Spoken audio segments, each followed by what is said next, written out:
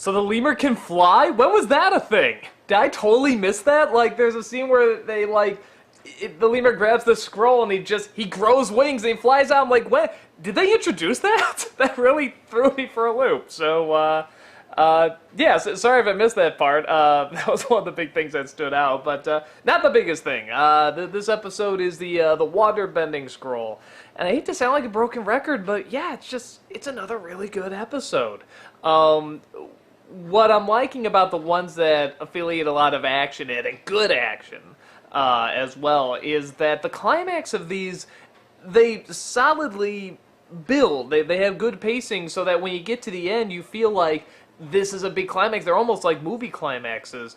And I think to sort of work in all this character and this continuing story, and good action, and even some morals, and legitimate climax at the end, in under 24 minutes, that's really impressive.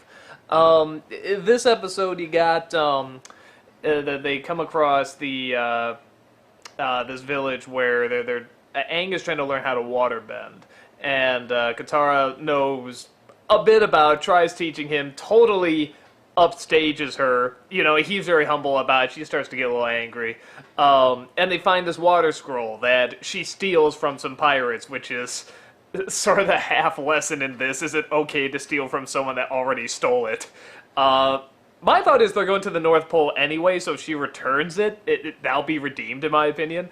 So they get this water scroll, and the Fire Nation, in a sense, follows them, kind of by accident. I'm sort of noticing this, like, they're following them almost by accident.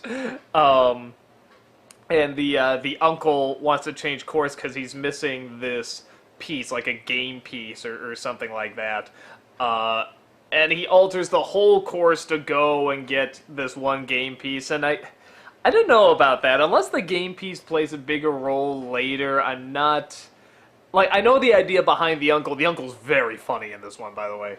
I know the idea behind him is that, you know, the prince is very wound up and very angry and very anxious and is so focused on the prize that he forgets he needs to relax, he needs to breathe, and that balances out, because when you get stressed and angry, you get stupid. But altering a whole course just for this one game piece, and I mean, and it being in his sleeve in the end, that's great.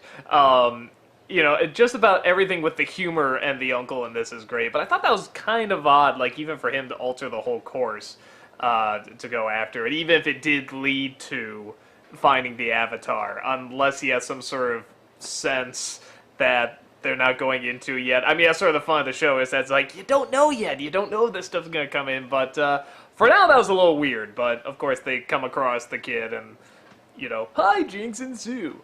I guess another thing about this episode, I know it's weird to go on about stuff that didn't happen, and to like the fact that it didn't happen, but when you realize how often it does happen in other shows and our movies, it's very much appreciated, and that's when Katara's getting really angry that Aang is so good at waterbending, she actually snaps at him really fast. And he's being nothing but kind. I mean, he's saying, oh, I have such a great teacher, that's why I'm doing so good, and she snaps at him, and he actually, I mean, again, being younger, he gets like the quibble lip, like, really? I'm sorry? Like, and she immediately backtracks, which I really like. Again, it's like, okay, here's gonna be the episode. It's gonna be her becoming too obsessed, and she has to find out how she was wrong. And she gets it right away, for the most part. I like the fact that she does sort of take it later and wants to keep learning from it.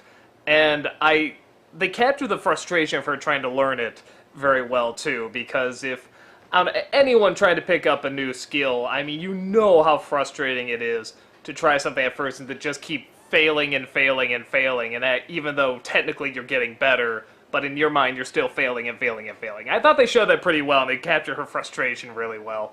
So, and at the very end they're like, what did I learn? That stealing is bad. Unless it's from pirates, ha ha ha. I'm like, you know, what specifically were we trying to learn here? Because it's like they come together at the end to, you know, bend the water and get the ship out, and they all sort of help out.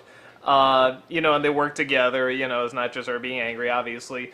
But again, it's like, no, the lesson was about stealing, I think. So, I don't know. Maybe that's kind of the charm too. It's like it doesn't have to necessarily be hammered in, but it was a touch confused on this. But maybe it's just for a fun joke at the end.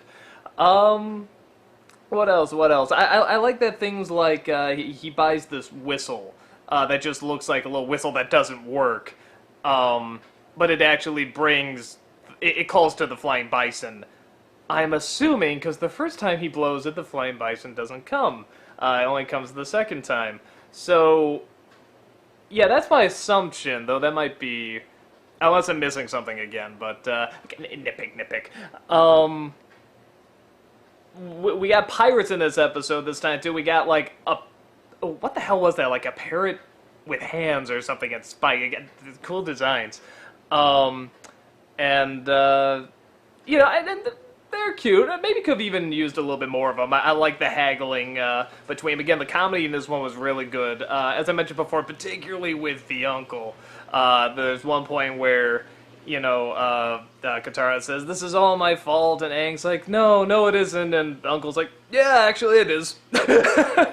So some really good humor. I love him finding the piece in the sleeve, and I love it being thrown over and hitting the other pirate on the head. I mean, little touches like that are wonderful. And the last thing I'll say about this, I was talking about the action before, and maybe this is because I don't watch kid shows nowadays, so maybe this is like a common thing, I don't know. But when I was growing up, even with the really great, you know, well-written action shows, you know, like X-Men and Batman, stuff like that, the action was very basic. Like, every once in a while, there'd be like maybe 2 or 3 really cool moves in an action cartoon. And then the rest was sort of the basic punch, duck, uppercut, you know, kick, massive jump nobody could do, you know. So that was sort of the basic, and then there'd be like 2 or 3 really cool moves that, you know, you would go, wow, awesome, Batman's awesome.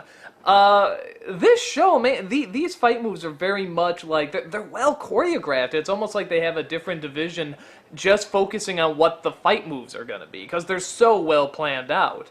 And we've seen that in other forms of animation, like a lot of anime, but again, because they take so much time, usually you'll have some sort of anime show where it's like, the focus will mainly be on the action, and the rest is really stilted, really still, and the story might be flat or something. It's very rare, or you get that thing too, where you get 2 or 3 really cool moves, and then the rest are kind of basic. It's very rare that you get such a good balance like this, and that is what I'm seeing more and more, is how well this show is balanced. You know, even the humor, which at first I was sort of about, it seems to be getting stronger and stronger to a point where it's like, I'm laughing hard at a lot of these jokes. Like, it's not like, oh, hey, that's funny by kid show standards. No, this is like legitimately funny.